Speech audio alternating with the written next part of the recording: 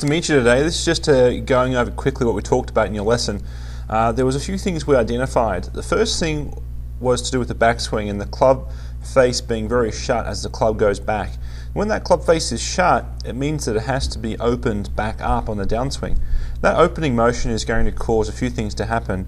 One was that your club, when it came back down towards the ball, would want to back up away from the ball. So we can see in this 7-iron here now.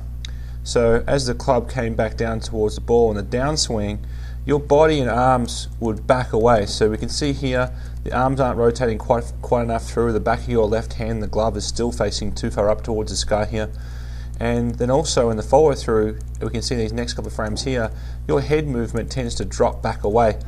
This was in an effort to try and keep this club swinging down the line. Because your arms are blocking off, they'll swing left and your head will try and swing it down the line for you. But that motion there, you know, you talked about your balance and your balance sometimes falling back. So that's to do with the lack of rotation of the arms coming through impact. Now, the other reasons why your club would hit the ground too early and also being consistent with contact was how you stood to the ball. Currently, your ball, we can't see it right here now, but we know the golf club's here. If we draw a straight line up through here, we can tell that your golf ball is quite a ways in front of your head. So we want to try and get the left side of your head, your left ear here, about 1.5 inches to 2 inches further to the left to be level with the ball, which is going to mean that you have your body more straight up and down, which is going to mean that your weight's going to shift more to your left foot and not be so much into your right foot. I'd say right now there's probably a 65-35 split with weight, 65% right foot, 35 left foot. And we want to try and make it more even. If anything, a little more weight on the left side would be handy. The next thing we talked about set up was to try and get the club shaft more straight up and down. So this club shaft right now is pointing off underneath your left arm. Now for an iron shot, we want to try and have that club just left to center, more back in this direction. Now that's going to change not quite as much when we straighten your body up. So it's an overall view. We want to try and get your body more straight up and down. We want to try and have the club shaft pointing more straight up and down, and we want to have the club face more neutral at address. So you tend to have the club face with the toe of the club toed in and the club face pointing left. Those problems are then going to encourage the club face to be shut down in the takeaway. So when the club face is shut down in the takeaway, that means something has to open up on the downswing. Hence the reason why we looked at the things we looked at a little bit before. Your head's going to hang back, your arm's going to reverse rotate and let the club, which is going to create a blocking motion. The blocking motion is going to have you hit the ground early. Because you have a blocking motion, your hand's going to release early. So we can see here in the downswing now the right hand's releasing quite early in the downswing. That's to do with the lack of rotation in the arms and your right hand trying to square the face because your arms aren't rotating enough. Hence, fat shots, skinny shots, what have you, in general, the bottom of the swing is too far back. So we want to try and make the bottom of the swing where the ball is.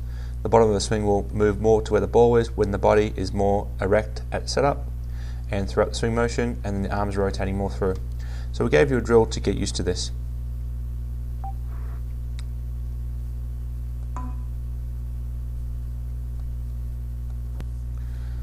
So the drill we gave you to get used to this was a 4-swing drill.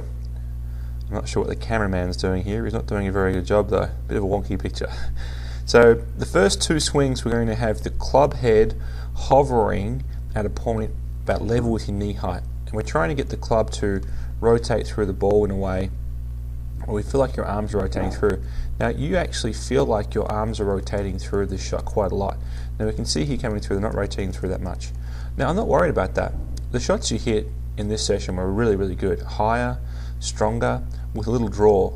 So we had a very good result with what we did just now. The feel is the most important thing. We want you to feel like you're rotating your arms through. They will be rotating more than what you're doing before. If you did this drill before with the way your arms are working, this position here with that, or this movement pattern through here would be even more blocked than what you currently are there now. So in time, I want you to get better with that rotational feeling. When that rotational feeling gets better, obviously there's going to be more speed created because your arms are going to be rotating the club face and the club head back into the ball rather than away. And then also, because your arms are rotating more, your hands won't have to do as much. So the lag in your swing will be kept until later into the downswing and produced and provided to the ball at a later stage, coordinating better with everything else that's going on, which should produce more distance. So we talked about different ways to practice. This is the best way I want you to practice. If you're out in the backyard, those rounded swings.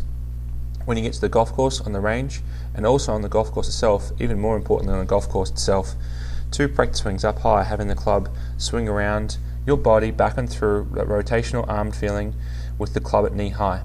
Now the next swing we're going to have is this one right here, a practice swing beside the ball. We want to try and have that club brush the ground where the ball is. Unfortunately, the cameraman didn't do a very good job there. We couldn't see where the club hit the ground. We know it was in a good position though. Follow through is very different, balance more on the left side. So once you've done those 3 swings, 2 up high, 1 beside the ball, brushing the ground, we're then now ready to go for the ball. We've programmed that new feel into your brain, and you can go ahead and hit the ball now.